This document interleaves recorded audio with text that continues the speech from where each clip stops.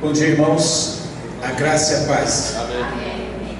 Nós vamos dar continuidade ao estudo do Evangelho de João e hoje nós vamos fazer então a análise do texto. Creio que todos já abriram suas Bíblias no Evangelho de João, capítulo 1. Nós vamos ler até o versículo 5. Espero que nós consigamos chegar até o versículo 18 no dia de hoje. Diz o texto: no princípio era o Verbo, e o Verbo estava com Deus, e o Verbo era Deus. Ele estava no princípio com Deus. Todas as coisas foram feitas por intermédio dele, e sem ele nada do que foi feito existiria. A vida estava nele, e era a luz dos homens. A luz resplandece nas trevas, e as trevas não prevaleceram contra ela. Vamos esse texto, do versículo 1 até o versículo 18, temos um tema para essa porção, ou para esse, nós chamamos também de prólogo, esse preâmbulo, ou seja, o início então da carta, ou o início do Evangelho de João. Nós podemos chamar então Jesus perfeitamente Deus, perfeitamente homem. Então seria o tema desses primeiros 18 versículos. Nós vemos então a importância dessa carta. Sempre que eu quero falar do Evangelho, eu faço referência como carta, mas não é carta, o Evangelho de João. Nós ficamos muito tempo estudando cartas de Paulo, e eu fiquei com essa imagem dessa palavra, então, carta, mas na verdade o Evangelho de João. Nós tivemos a oportunidade de ver que o Evangelho de João trata de temas que não são vistos, não estão escritos, ou não foram registrados nos outros evangelhos. Então o Evangelho de Mateus, Lucas, Marcos, ou Marcos e Lucas, nós chamamos então de evangelhos sinóticos. E evangelho sinótico porque é uma grande semelhança entre esses três. Então há poucos temas registrados no Evangelho de João, e que nesses outros evangelhos nós chamamos então de sinóticos. Há uma abundância então desses textos, enquanto que no texto então no Evangelho de João trata de outros temas do ministério de Jesus. Nós podemos então, dando esse início, essa análise do Evangelho de João, vemos então primeiramente a importância desse Evangelho, quando trata de temas tão importantes, temas que não são vistos então nos outros evangelhos. Outra coisa, nesse início então nós vamos ver 4 verdades que devem ser destacadas então nesse preâmbulo, ou nesse prólogo, ou nesse início então da carta, ou desse Evangelho então de João. Do versículo 1 ao versículo 4, nós percebemos aqui então os atributos do Verbo. Então, em primeiro lugar, essas 4 verdades a ser destacadas. A primeira verdade, os atributos do Verbo, dos versículo 1 ao versículo 4. E é interessante que João não começa o seu Evangelho com a genealogia de Jesus, como nós vemos então no Evangelho de Mateus e Lucas. Mateus e Lucas começam então o seu Evangelho falando sobre a genealogia de Jesus. A genealogia, eu creio que não precisa explicar muito, os irmãos sabem que fala então da descendência, ou a ascendência da descendência de Jesus, dos seus primeiros pais, ou seja, das famílias que originou até chegar então o Senhor Jesus. Nós chamamos então de árvore genealógica. Então João não começa falando da genealogia de Jesus, porque o objetivo de João é apresentar Jesus como Deus. Sendo Deus, Deus não tem genealogia, Deus não tem pai nem tem mãe, não tem parentes.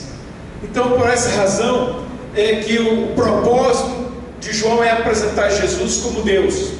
E por essa razão, então, João não começa então com essa árvore genealógica. E dentro desse primeiro tema, dessa primeira divisão, ou dessa primeira verdade, essa verdade que fala então dos atributos do verbo, nós podemos ver aqui pelo menos 6 verdades acerca desse verbo, ou acerca do verbo, e que devemos então colocar aqui em evidência para nosso entendimento. Então o texto começa dizendo: no princípio era o verbo. Então, em primeiro lugar, percebemos que o verbo é eterno. Em primeiro lugar, o verbo é eterno. Então, no princípio era o verbo. E ao referir-se então ao verbo, essa palavra no grego é a palavra logos, que é traduzida também por palavra. O que nós podemos ver aqui é que, ao referir-se ao logos, João volta seus olhos para a eternidade, antes do princípio de todas as coisas. Quando João diz no princípio era o verbo, isso volta a nossa atenção lá para a eternidade, por o início de tudo. Em Gênesis, no capítulo 1, versículo 1, qual que é a primeira frase? Como que a Bíblia se inicia? Como que Moisés, então, ao escrever Gênesis, ele inicia dizendo o quê? No princípio criou Deus. No princípio. Então, quando João agora faz a mesma referência, no princípio era o verbo, ele não está dizendo no princípio é o verbo, dizendo que Jesus iniciou com a criação, mas ele está dizendo no princípio era, no sentido que no início de todas as coisas Jesus já existia, logos, e nós sabemos que a palavra logos refere então a quem? Quem é o logos, irmãos? Jesus. Jesus então é o logo. Então no princípio era o logos, ou seja, no princípio era o Jesus. Era o Jesus. Então, quando aparece a palavra verbo, está referindo a quem? Jesus. Isso é importante usar essa compreensão, né? Então, quando tudo começou, e se fala desse início, no princípio está falando do início da criação de todas as coisas, né? Então, quando começou todas as coisas, o verbo já existia, ou seja, Jesus já existia, né? É importante, irmãos, aqueles se puderem anotar, fazer essas anotações para mais tarde, novamente ler, fazer uma reflexão e de fato entender esse conhecimento tão extraordinário da palavra de Deus. Então, na verdade, quando diz que o verbo já existia lá no princípio, porque Jesus de fato ele é Deus, ele é eterno, ele é antes de tudo. Antes que tudo começasse, antes que existisse então os céus e a terra, Jesus então já existia, antes então do tempo, porque na verdade Jesus é o Pai da eternidade, Ele é eterno, o Pai da eternidade. Há um autor chamado F.F. Bruce, diz que em Gênesis 1.1, quando diz no princípio, esse Gênesis 1.1, no princípio inicia então a história da primeira criação. Agora, em João, no capítulo 1, quando fala no princípio, está falando então da nova criação, ou seja, a criação, falando no sentido de agora de existir um novo povo, uma nova história para a humanidade, a nova criação, a oportunidade que as pessoas agora têm de receber esse verbo, de ter a vida transformada e viver tão somente então para aquele que é o nosso verdadeiro Criador, aquele que é o nosso Pai eterno. Então, nessas duas obras da criação, o agente é a palavra de Deus. É importante pensar nisso. Há tempo atrás corrigimos um cântico, não sei se os irmãos vão ajudar a lembrar, talvez a Tálida. O cântico dizia que, não sei se dizendo assim, que o mundo foram criados pelas mãos de Deus, tudo foi criado pelas mãos de Deus. E eu pedi para corrigir, porque na verdade todas as coisas, no princípio, foi criado pela palavra de Deus e não pela mão. Porque quando fala a palavra está referida a quem? A Jesus. Então não pode ser a mão de Deus, né? Primeiro que Deus é Espírito, mas é no sentido figurado. Às vezes nós usamos a boca de Deus, a mão de Deus, né? Mas é uma maneira para a gente entender. Mas na verdade, quando fala da criação, foi a palavra de Deus. E nós vemos isso no versículo 3, Gênesis 1:3, Deus dizendo: haja luz, e houve luz. Então, quando Deus fala haja, Deus está falando pela palavra, mas está referindo também a Jesus. Todas as coisas foram criadas pela palavra, e a palavra é Jesus. E é importante então entender esse verbo logos, que é a expressão do grego, que é traduzida também pela palavra. Por isso que nós falamos que a Bíblia é a palavra de Deus. Por que a Bíblia é a palavra de Deus? Porque ela é a revelação de Jesus, é o próprio Jesus. Por isso que a Bíblia é um livro diferente de todos os outros livros. Porque quando a pessoa lê a Bíblia e tem essa revelação, ou Deus revela para aquelas pessoas que Ele chamou, então a pessoa, ao ler a palavra de Deus, ela tem essa revelação, uma transformação, porque é o próprio Deus, é a própria palavra, é o próprio Jesus comunicando conosco. Quantas pessoas que foram convertidas lendo a Bíblia sem ouvir uma pregação, ouvir um pregador? Eu gostaria até de falar de uma experiência marcante na história da Igreja Cristã Evangélica de Palmeiras. Já contei há algum tempo essa história, mas eu creio que muitos aqui não vão lembrar disso. Em 1910, um homem chamado Damião, esse homem um dia entrou num armazém e viu uma Bíblia, 1910. E esse Damião então comprou essa Bíblia. Como que essa Bíblia chegou a esse armazém? Na época, os missionários, principalmente um missionário, um dos fundadores da Igreja Cristã Evangélica aqui em Goiás, no Brasil, chamado Arquibaldi Maquintário, ele era um dos chamados computadores da Bíblia, da palavra. Saíam então vendendo Bíblias nos vilarejos para a manutenção da missão e também para a manutenção dos próprios missionários. Um homem adquiriu uma Bíblia e esse homem foi num armazém. Armazém é uma palavra que muitos da geração nova nem sabem o que é mais armazém, né? Mas armazém eram as pequenas vendas que tinha no interior, vendas de secos e molhados. E esse homem trocou a Bíblia por uma garrafa de pinga.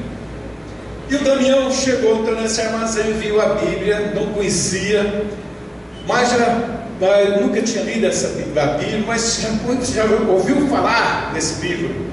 E Damião então comprou essa Bíblia. Ele era um professor na zona rural, homem simples, mas um homem muito temente a Deus. E nos intervalos, no momento que ele não estava lecionando, ele ficava debaixo de uma árvore, à sombra de uma árvore, lendo a Bíblia. E Deus falou no seu coração, houve uma revelação da palavra, e Damião converteu sozinho debaixo dessa árvore. A grande bênção, irmão, que mais tarde, alguns anos depois, o missionário soube que em Palmeiras havia um crente, que havia um homem que havia convertido, e o missionário então vai a Palmeiras, e já a sua família também já tinha sido convertida. Então ele organizou a Igreja Cristã Evangélica na cidade de Palmeiras. Qual a importância disso, irmãos? Esse irmão Damião, mais de 30 pastores são descendentes então de Damião. A igreja de Palmeiras tem mais de 40 pastores e obreiras ou educadoras cristãs que saíram dessa igreja. Uma igreja que se tornou uma igreja missionária, uma igreja que fundou mais de 10 igrejas no estado de Goiás e também no Mato Grosso. Então veja a importância da palavra de Deus.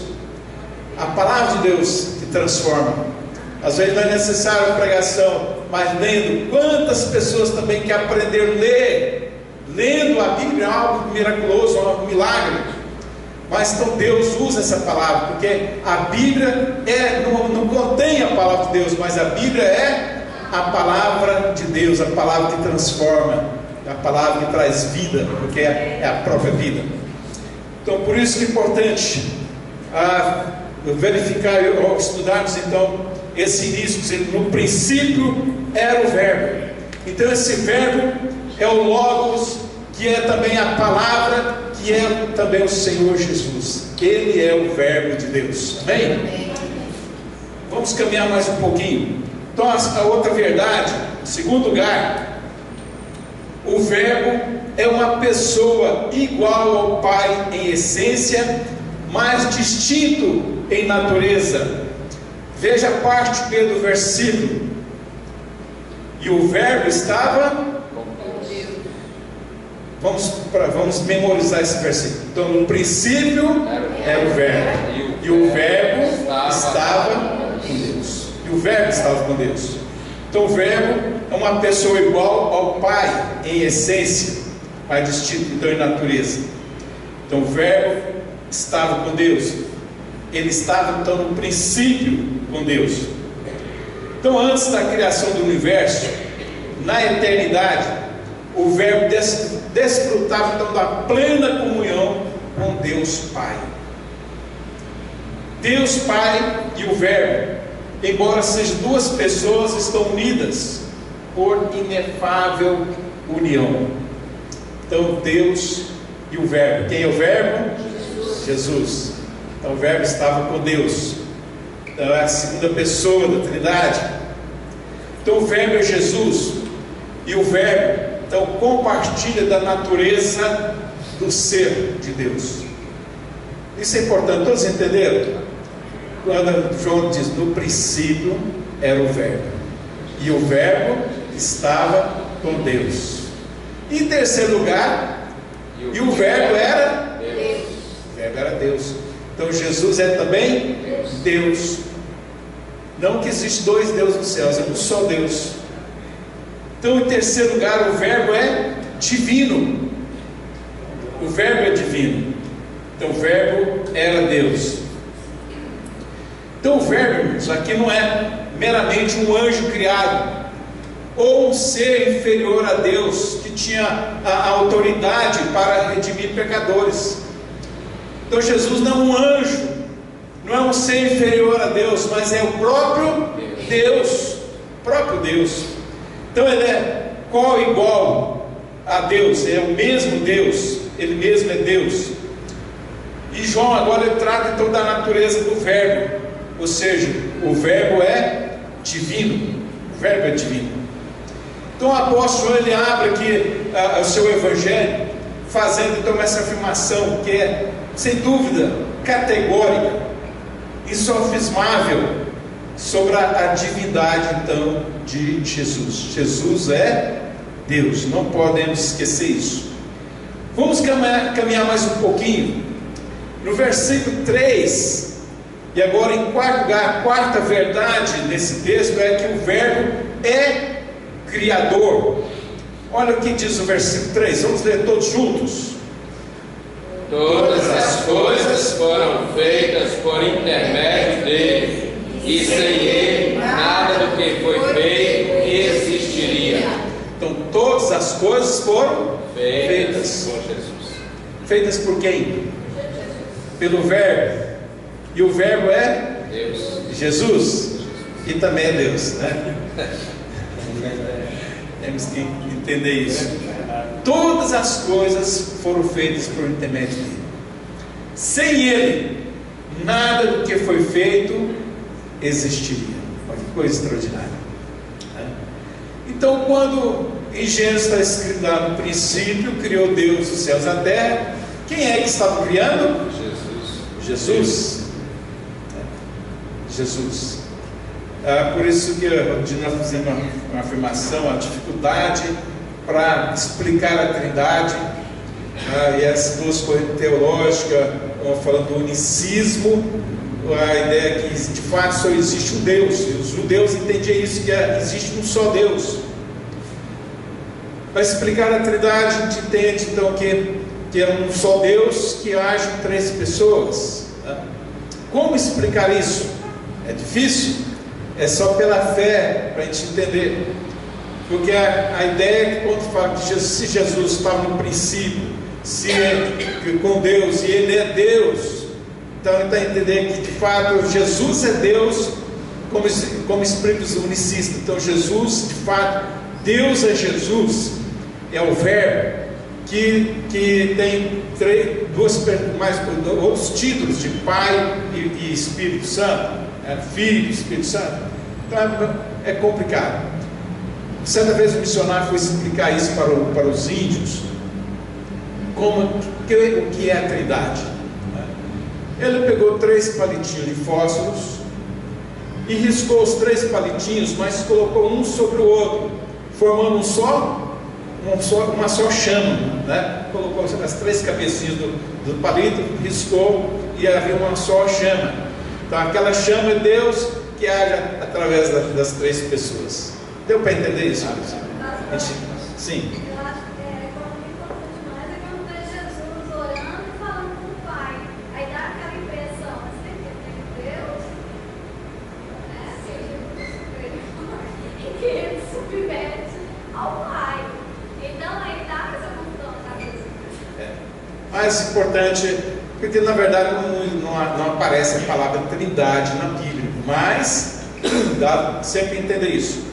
Por exemplo, Jesus diz: batizando em nome do Pai, do Filho e do Espírito Santo.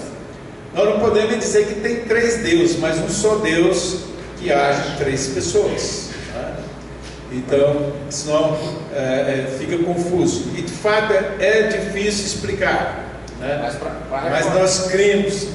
Para reforçar essa ideia, pastor, aí, não sei se vai reforçar quando, lá em Gênesis 1:26, quando Deus diz: e disse Deus, façamos o homem, a nossa imagem, façamos, né?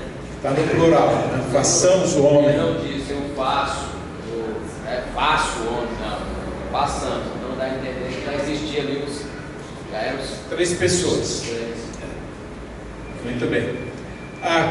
Em relação a essa afirmação que nós vimos em quarto lugar, o Verbo é o Criador, o William Barclay, ele afirma que o Verbo não é uma parte do mundo que começou a existir no tempo, ou seja, Jesus. O Verbo estava com Deus na eternidade, ou na eternidade antes do tempo. Então o Verbo é Deus. O Verbo é o agente divino na criação do universo. Foi Ele que trouxe à existência as coisas que não existiam. Então Deus diz: haja luz, e houve luz. Então o Verbo é a palavra criadora de Deus, por meio de quem todas as coisas foram feitas, tanto as visíveis como as invisíveis, tanto as terrenas como as celestiais. Alguém pode ler rapidamente com nós Colossenses, capítulo 1, versículo 16 e 17.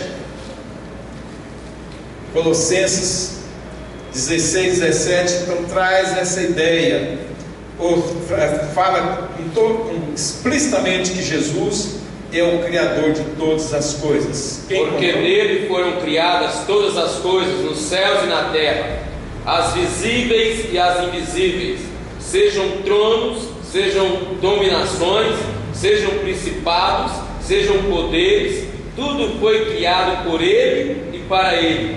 Ele existe antes de todas as coisas, e nele tudo subsiste. Em Jesus. Amém? Ficou bem claro isso aí? Então, todas as coisas foram feitas por Ele, por meio dele, para Ele também, diz do texto. Em quinto lugar, a quinta verdade, o verbo é autoexistente. Versículo 4. Vamos ler todos também, juntamente.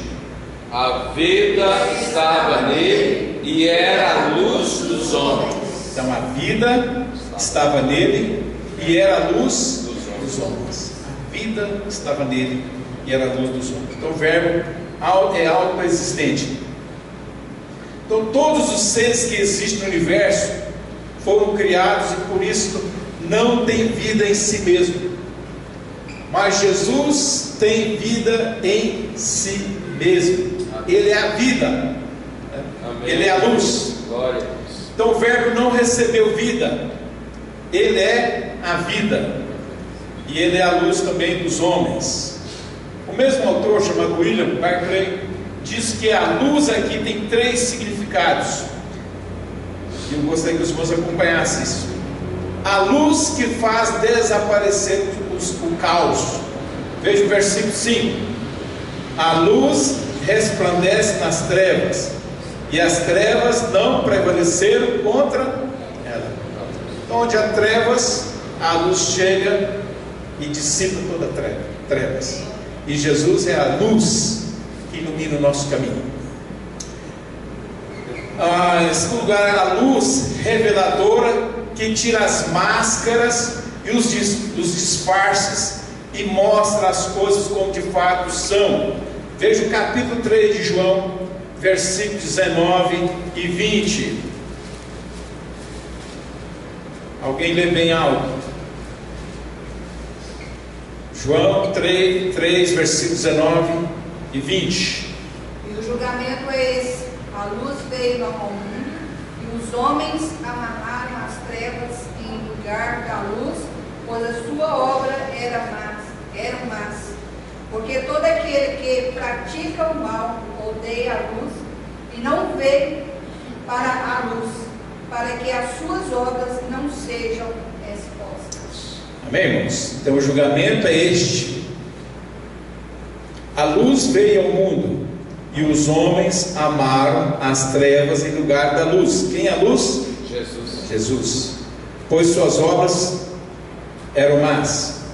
Porque todo aquele que pratica o mal odeia a luz. E a luz é Jesus.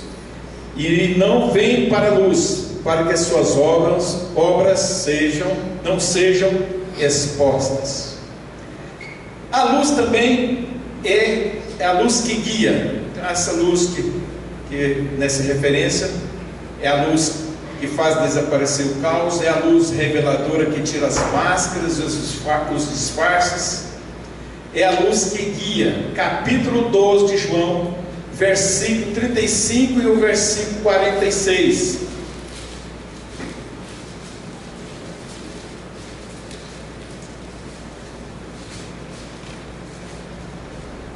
Versículo 35.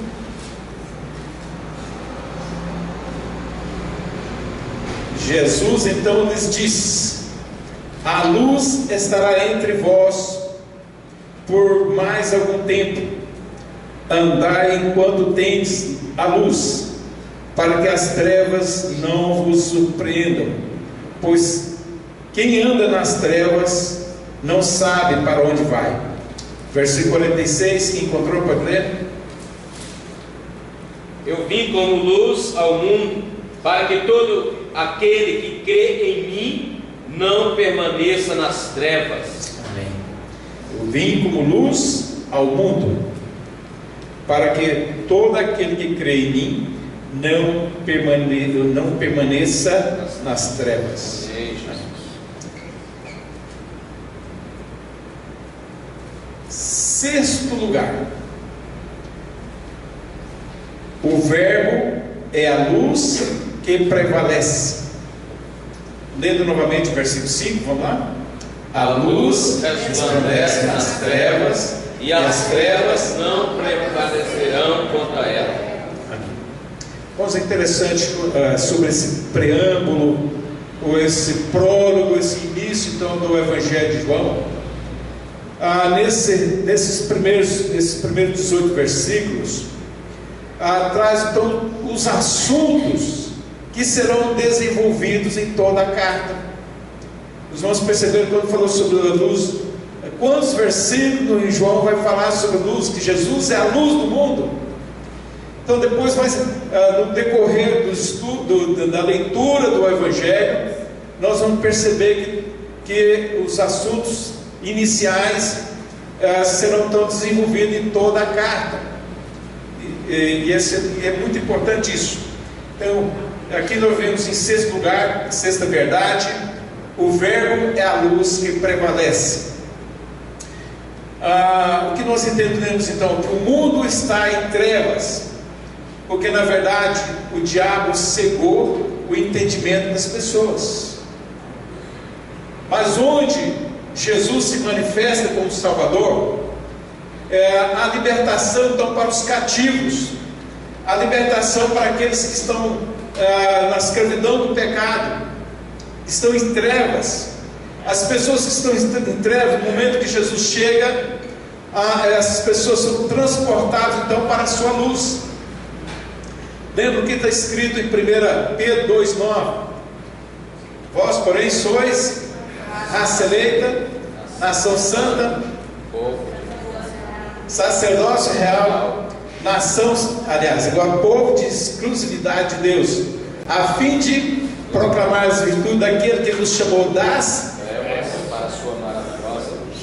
trevas para a sua maravilhosa luz. Então, onde Jesus chega como luz, as trevas são dissipadas, não permanecem.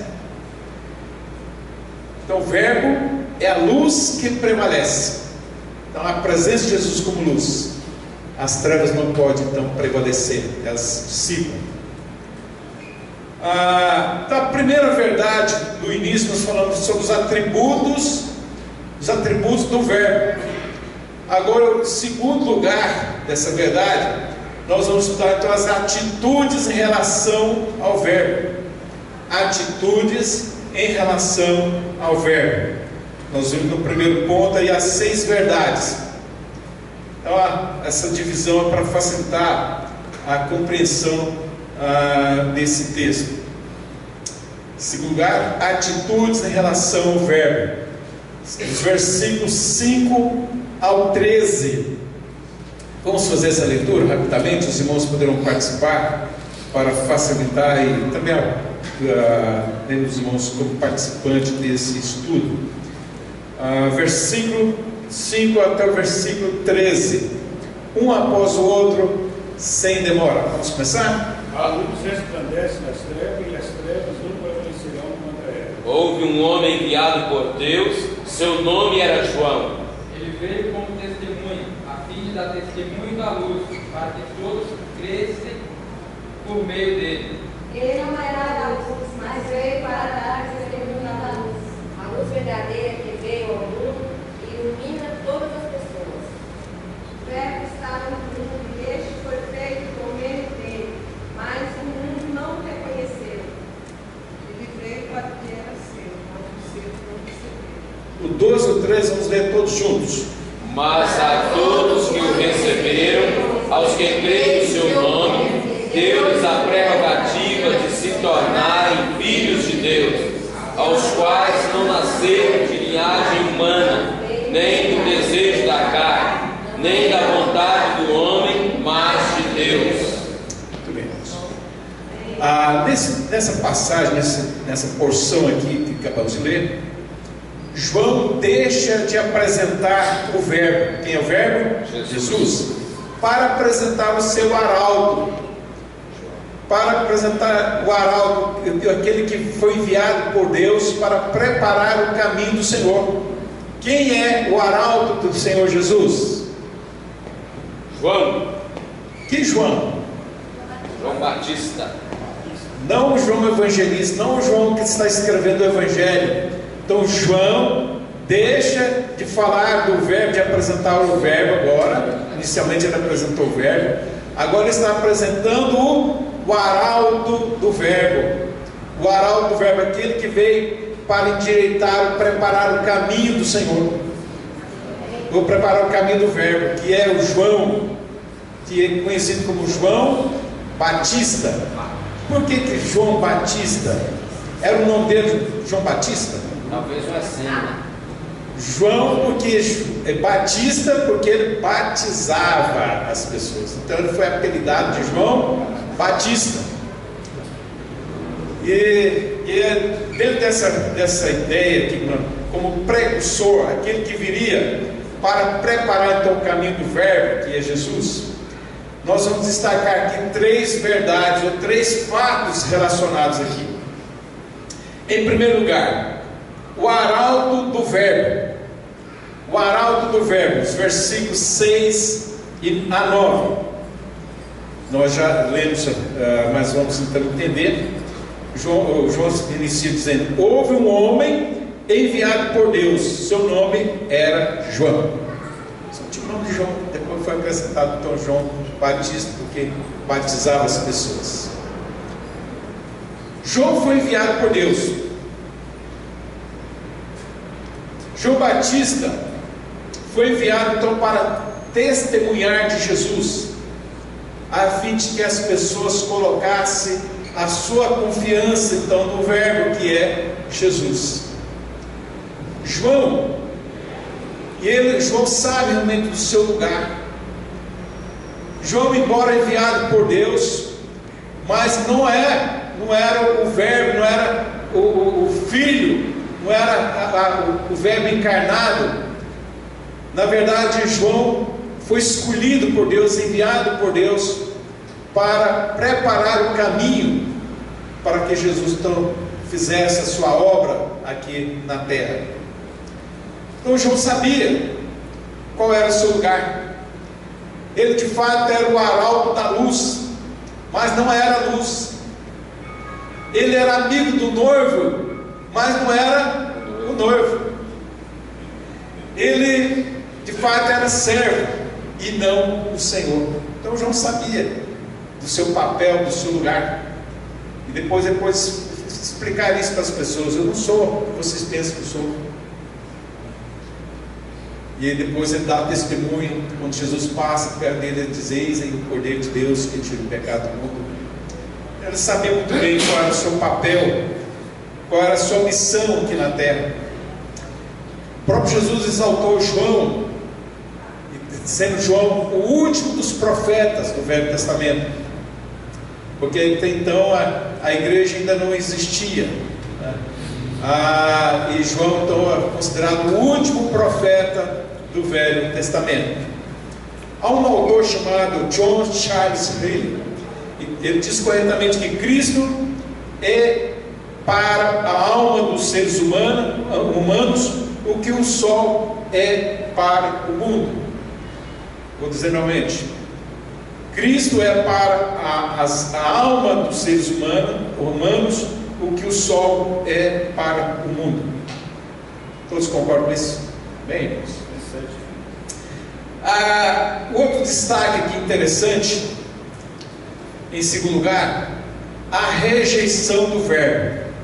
Então, o primeiro destaque, o primeiro fato aqui é mostrar aqui o arauto do Verbo, falando então de João Batista, o seu ministério, a sua função, veio como testemunho de Jesus. Em segundo lugar, fala aqui sobre a rejeição do Verbo, os versículos 10 a 11. Vamos ler o versículo 10 a 11 para ficar bem gravado na nossa mente. 10 a 11 diz: o Verbo estava no mundo, e este foi feito por meio dele, mas o mundo não o reconheceu. Ele veio para o que era seu, mas os seus não o receberam.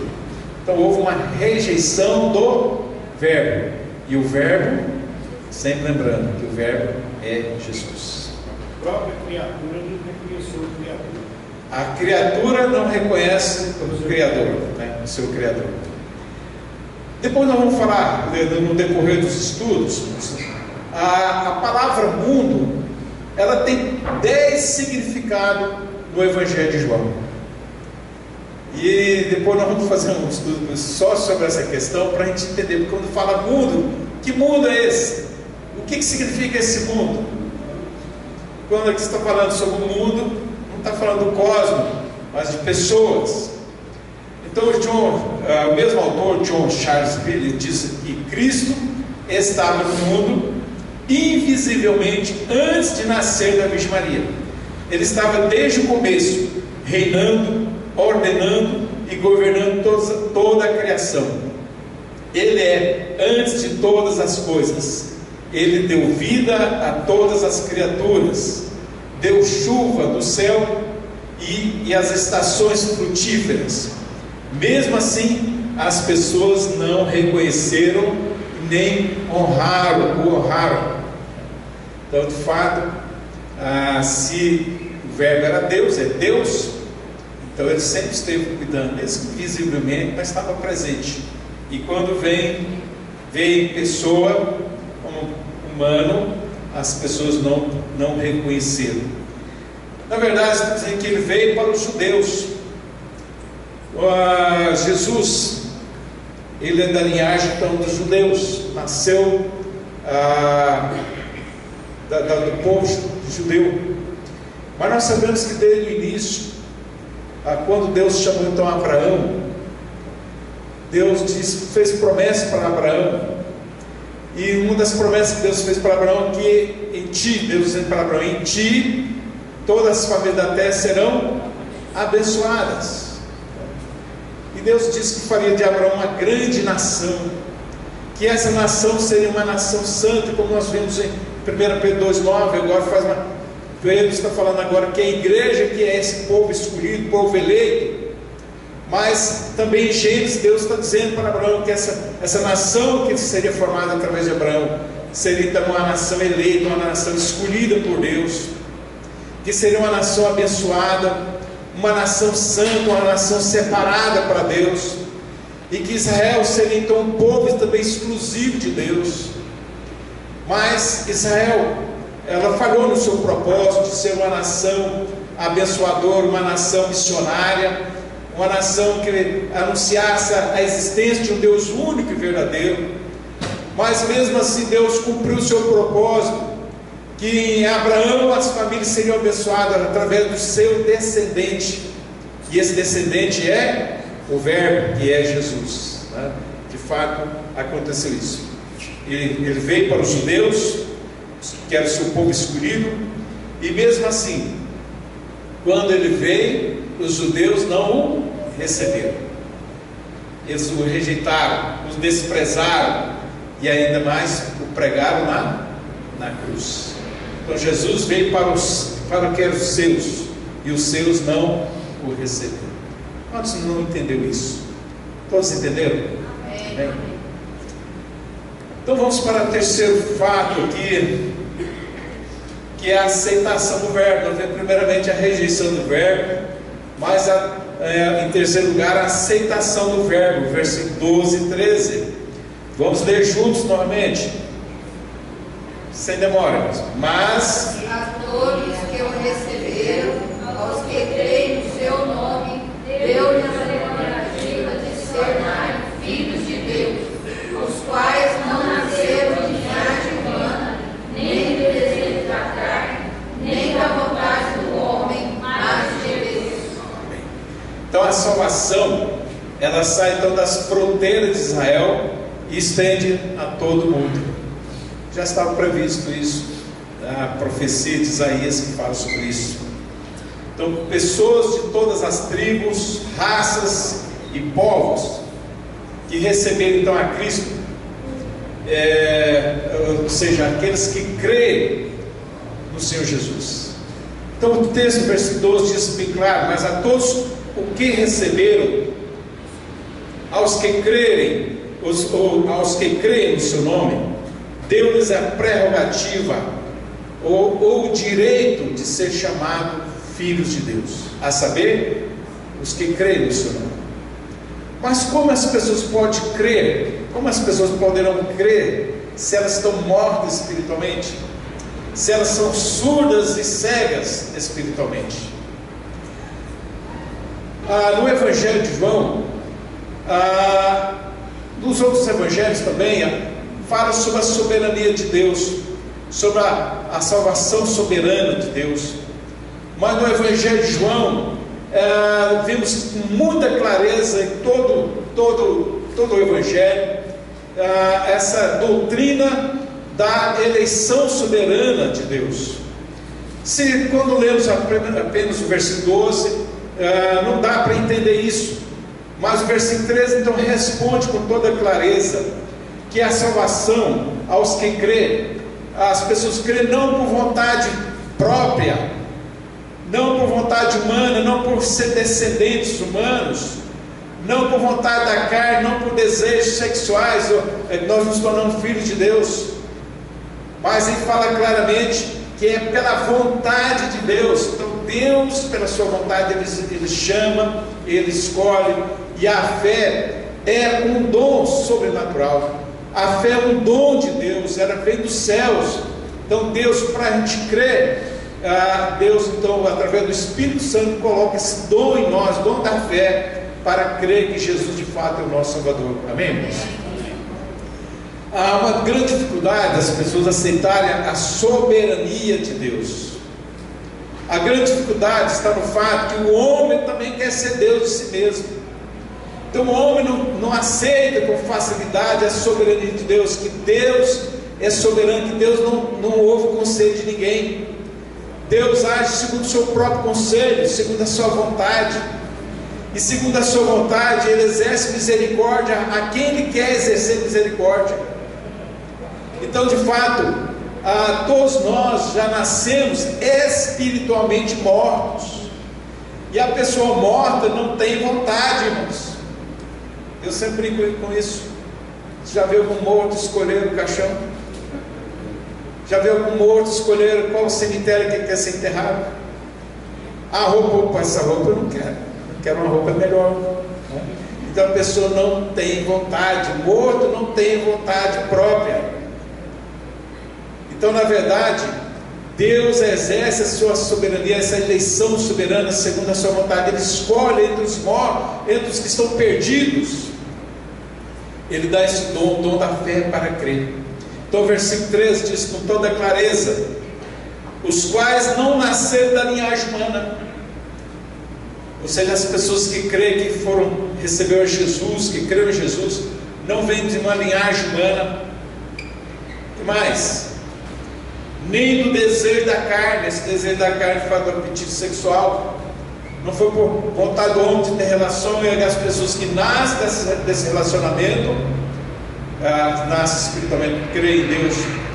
Mas o texto diz com toda clareza, nem da vontade do homem, mas de Deus, a vontade de Deus.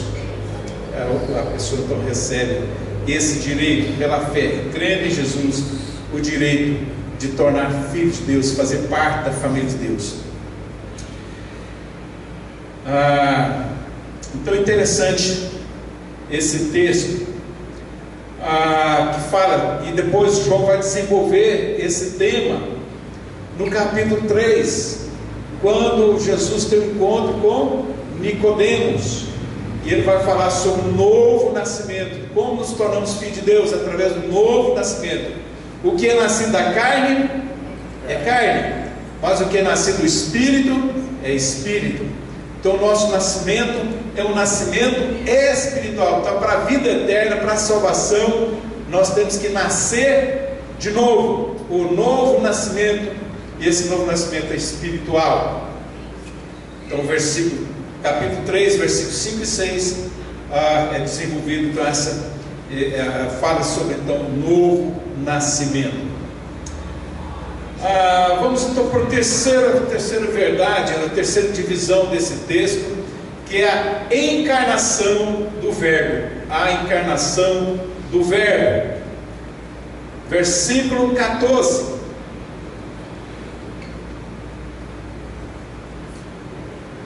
Vamos ler o versículo 14, todos juntos novamente?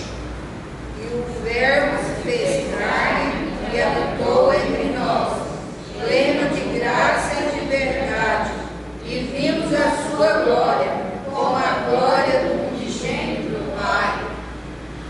Vamos ler novamente? E o Verbo se fez carne e habitou entre nós, pleno de graça e de verdade, e vimos a sua glória, como a glória do unigênito do Pai. Então, a encarnação do Verbo. Então, depois de João afirmar a perfeita divindade do Verbo, João agora exalta a sua perfeita humanidade. Então, Jesus é tanto Deus como também homem. É perfeitamente Deus e perfeitamente homem. É difícil entender isso? É difícil? Acho que não, né? Então o Verbo se encarnou. Então Jesus sendo Deus, não julgou como usurpação ser igual a Deus. Vamos ler esse texto em Filipenses capítulo 2, versículo 5. Era necessário que Deus se encarnasse. Então, na pessoa do Filho, o Verbo se encarna. Ele assume então não somente a forma, mas ele adquire a natureza humana para sentir as mesmas necessidades que um homem pode sentir. E entendemos então essa questão da encarnação do Verbo, de tomar a forma humana, a natureza humana, porque na verdade a lei, nós já falamos sobre a lei, embora a lei é perfeita, nós vamos falar um pouco sobre isso aí, a lei é santa e perfeita, mas a lei não podia justificar o homem, porque nós nascemos imperfeitos, nascemos em pecados, e por mais que Israel recebeu as orientações do sacrifício dos animais, derramamento de sangue dos animais por causa do pecado dos homens, mas de fato o sangue dos animais apenas simbolizava, representava o sangue de Cristo, do verdadeiro Cordeiro. Então era necessário que, como nenhum homem conseguiu cumprir a lei, se cumprisse totalmente a lei, poderia ser justificado, mas nenhum homem conseguiu isso. Então Jesus, de fato, como Deus, ele se encarna, assume então a forma humana, recebe então a natureza humana, e sem contudo receber a natureza do pecado. Ele era homem e é homem, mas não tinha a natureza do pecado, mas podia sentir as mesmas tentações que todo homem pode sentir. Contudo, Jesus não pecou, porque ele foi o único homem perfeito, e o sacrifício pela nossa redenção, o sacrifício para a nossa aceitação diante de Deus, o sacrifício para sermos justificados diante de Deus, era necessário que o sacrifício fosse de alguém que fosse perfeito. Então Jesus veio para tomar esse nosso lugar, e de fato ele veio e derramou seu sangue precioso para a remissão dos nossos pecados, para a nossa redenção, para sermos justificados então diante de Deus e sermos aceitos agora na família de Deus, sermos aceitos como filhos de Deus. Era necessário então que Jesus se encarnasse. Vamos. Interessante, pastor, que na primeira epístola dele ele aborda esse tema também. A carta de João, na primeira carta dele. 4:2 que diz, né? Assim conhecer o Espírito de Deus, todo Espírito que confessa que Jesus Cristo vem carne é de Deus. Fala mais alto para ficar gravado. Assim conhecer o Espírito de Deus. Todo Espírito que confessa que Jesus Cristo vem em carne é de Deus. E vem em carne. Não basta você dizer que Cristo é o mundo, você tem que confessar que vem em carne, se tornou homem. Esse é de Deus. Você tem que confessar. É interessante que ele faz uma abordagem mais profunda aqui na primeira epístola dele. Perfeito. Vamos, depois não vou repetir novamente esse versículo, mas se alguém aí encontrou Filipenses 2:5, nesse texto vai falar sobre a humanidade de Jesus, né? A dificuldade que as pessoas têm de aceitar a humanidade de Jesus. Filipenses 2:5. Tem em vós o mesmo sentimento que houve também em Cristo Jesus. Continuando. Que existindo em forma de Deus, não considerou o fato de ser igual a Deus, algo a que devesse se apegar, mas pelo contrário esvaziou-se a si mesmo, assumindo a forma de servo e fazendo-se semelhante aos homens. Continua. Assim, na forma de homem humilhou-se, sendo obediente até a morte de cruz. Por isso Deus também o exaltou com soberania. Ele deu um nome que está acima de qualquer outro nome. Amém. Então Jesus, sendo Deus, não julgou como usurpação ser igual a Deus, mas antes ele esvaziou, né? Ele assume então a forma de servo, de homem, reconhecido como figura humana, né? Como homem. E de fato ele tinha e tem a natureza humana. Por isso nós falamos que ele é perfeitamente Deus e perfeitamente homem, e não parece um homem. Então muitas pessoas tinham mais dificuldade de aceitar a humanidade de Jesus do que a sua divindade. Por outro lado, por causa da influência de um filósofo grego chamado Platão diz o seguinte, que o espírito é bom, mas a matéria é má. Então tinha dificuldade de aceitar que Jesus fosse Deus e também fosse homem. Talvez seja mais fácil aceitar a sua divindade do que como também a sua humanidade, pelo fato de que sendo homem, então ele seria mau, a matéria, feito da matéria, então é má. Então eles diziam que na verdade Jesus era apenas tinha aparência de homem, mas não era real, não era tangível, apenas tinha um aspecto de homem, mas não era homem. Então esse pensavam assim os gregos, os filósofos, e isso desenvolveu depois então uma heresia, um ensino dos gnósticos, que haviam aqueles que acreditavam que de fato Jesus era divino, mas não poderia ser homem. Outros desenvolviam então essa ideia de que ele não poderia ser divino, era apenas homem. E essa é a confusão de dizer que era chamado entre os gregos, entre os filósofos gregos, chamado então docetismo. Então o docetismo afirmava que o corpo de Cristo era apenas aparente, mas não era real, não era tangível. Se olhava, apenas tinha um aspecto de homem, mas não era homem. Mas isso não é real. A verdadeira doutrina, o verdadeiro ensinamento é que de fato Cristo, sendo Deus, ao encarnar-se, ele não perdeu a sua condição de Deus, ele continua sendo Deus, mas ao nascer de uma mulher, ele adquiriu então a natureza humana, sem contudo ter pecado. Ele continua um homem perfeito para ser o cordeiro perfeito para morrer a nossa morte, morrer no nosso lugar. Todos entenderam? Amém? Então podemos aqui destacar algumas verdades preciosas nesse texto. A primeira verdade: o Verbo assumiu a natureza humana, que é o versículo 14. O Verbo se fez carne e habitou entre nós. Novamente, João faz sempre referência a Jesus como sendo o Verbo. Então, quando o Verbo se fez carne, as duas naturezas, tanto a natureza divina e humana, se uniram, inconfundível, tornaram imutável, indivisível, inseparável. Vemos, portanto, a presença de Deus entre os seres humanos. O Verbo eterno é pessoal e é também divino, e é também autoexistente e criador de todas as coisas. Então esse Verbo se esvaziou da sua glória e desceu até nós. E o capítulo então 2 de Filipenses, a partir do versículo 5, fala claramente: ele, sendo Deus, não o julgou como tomar o lugar de Deus. Ele esvaziou, mas contudo ele continuou sendo Deus, autoexistente, criador, mas ele esvazia da sua glória para assumir então a condição de homem, para tomar o nosso lugar na cruz do Calvário. Então essa é a primeira verdade aqui, o primeiro destaque: o Verbo assumiu a natureza humana.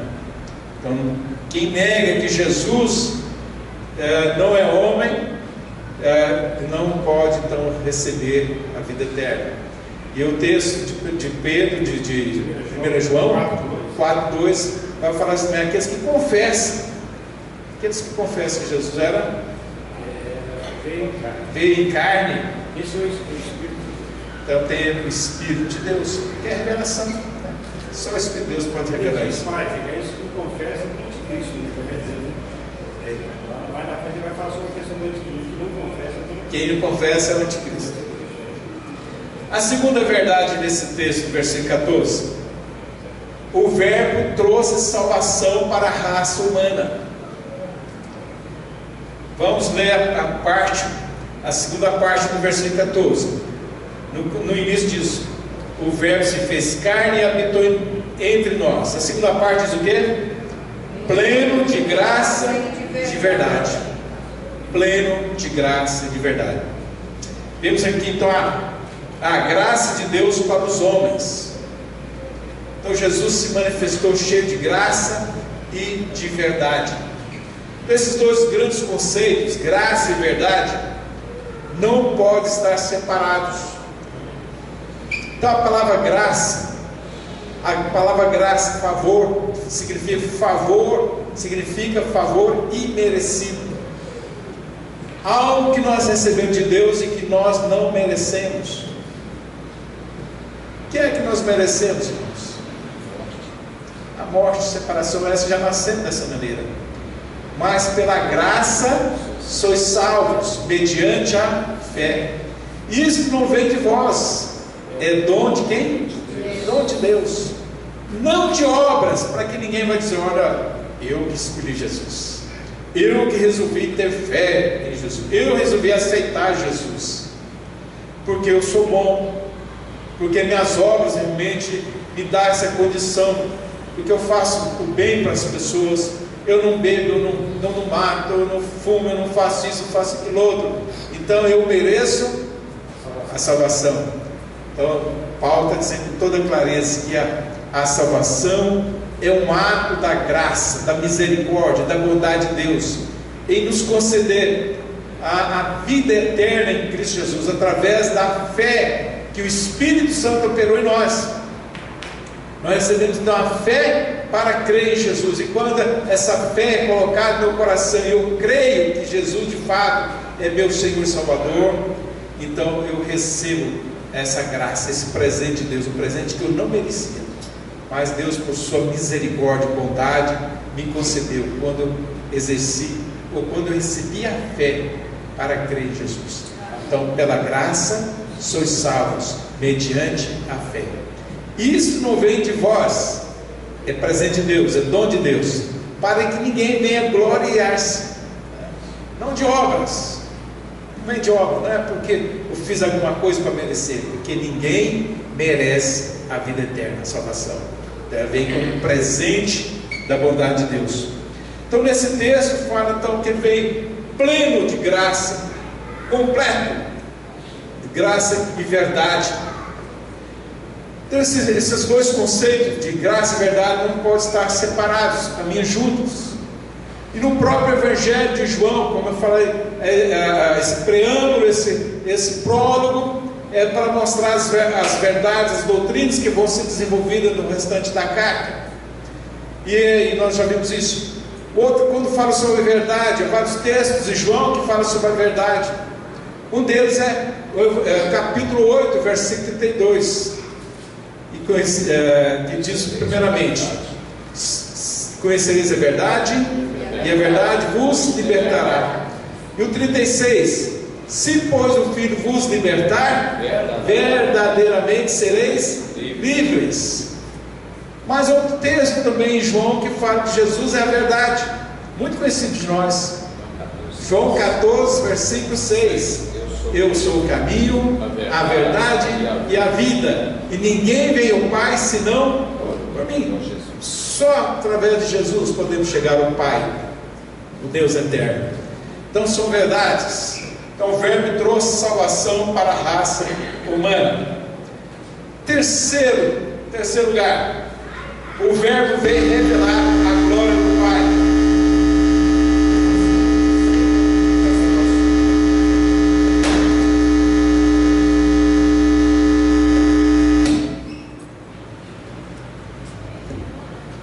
nós terminar os microfones.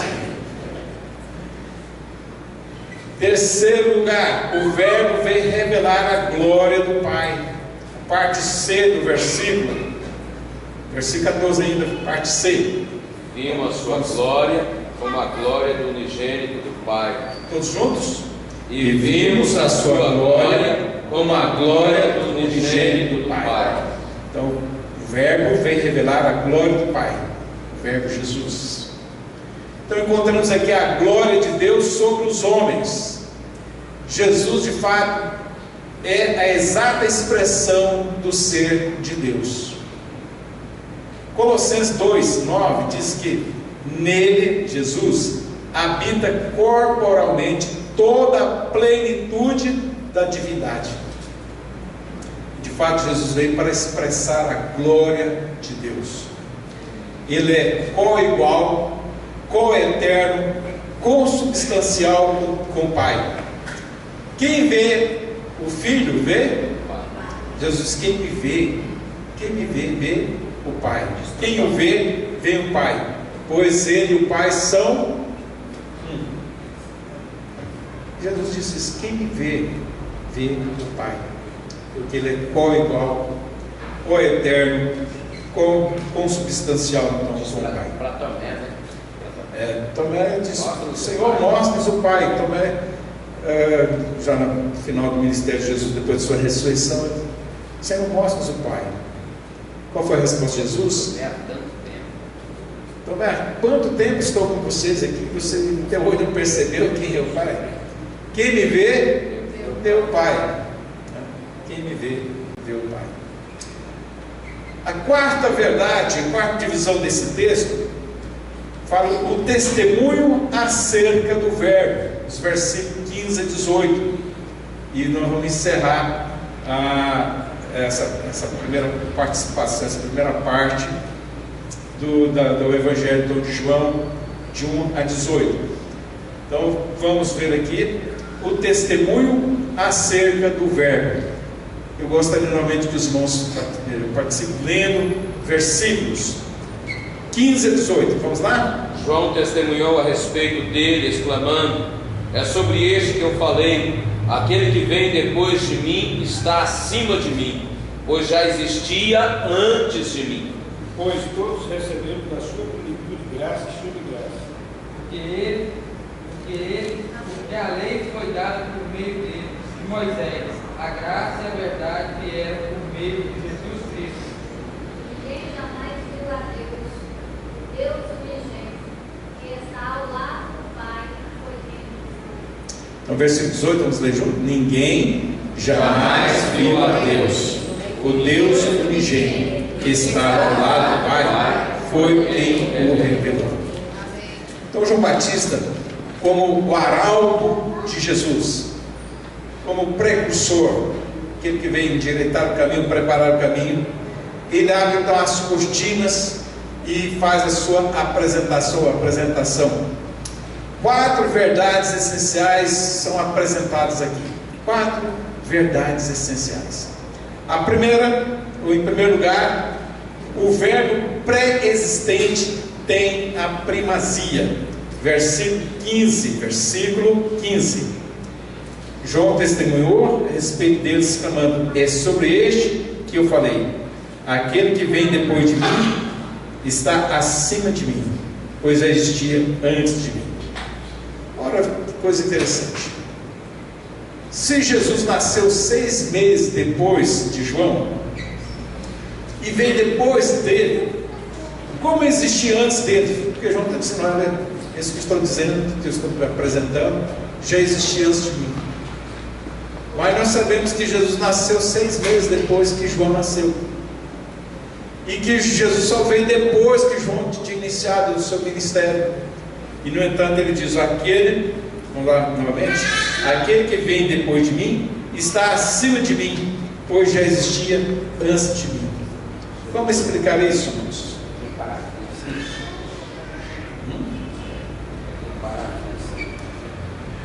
A única resposta é que antes de Jesus nascer como homem, ele já existia na eternidade com Deus.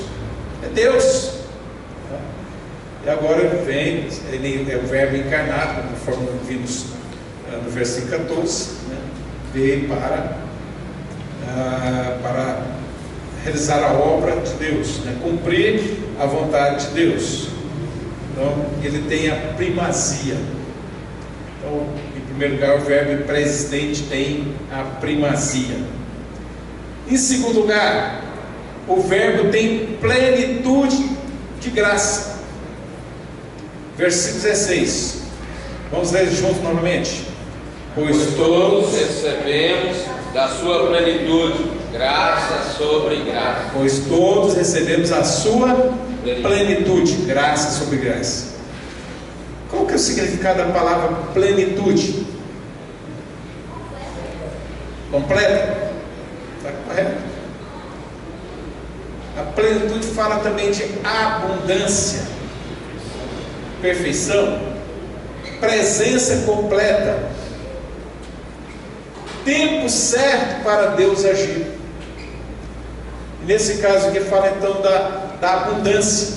Todos recebemos da sua plenitude, da sua abundância, da sua graça. A graça de Deus é uma graça abundante. Paulo se expressou da seguinte maneira: onde abundou o pecado, superabundou a graça. Então Deus nos coloca essa graça, essa plenitude à nossa disposição. Aquele que é a plenitude de Deus veio para nos oferecer a sua plenitude, a sua abundância, presença completa. Então nele temos não somente graça, mas graça sobre graça, graça abundante. Então a graça está encarnada nele, e quem está nele tem graça abundante. Não há limite no suprimento da graça que Deus coloca à disposição dos seus. Amém, irmãos? Graça abundante. E em terceiro lugar, e estamos quase já chegando no final, em terceiro lugar, o verbo é o fim da lei. Versículo 17, quem vai ler para nós? Porque a lei foi dada por meio de Moisés, a graça e a verdade vieram por meio de Jesus Cristo. Nos dias que nós estamos fazendo a apresentação do Evangelho de João, e baseado então, nos comentários do pastor Hernandes Dias, ele diz o seguinte: que a lei é boa, santa e justa, porém nós somos pecadores. A lei é perfeita, mas nós somos imperfeitos. Por isso a lei não pode justificar. Então o papel da lei, portanto, nunca foi de nos salvar, mas convencer-nos do pecado e de conduzir a Cristo. E Paulo diz que a lei, ele é um aio, ele conduz, né? Ele mostra que somos pecadores. Na verdade, a lei, ele não é o fim da lei.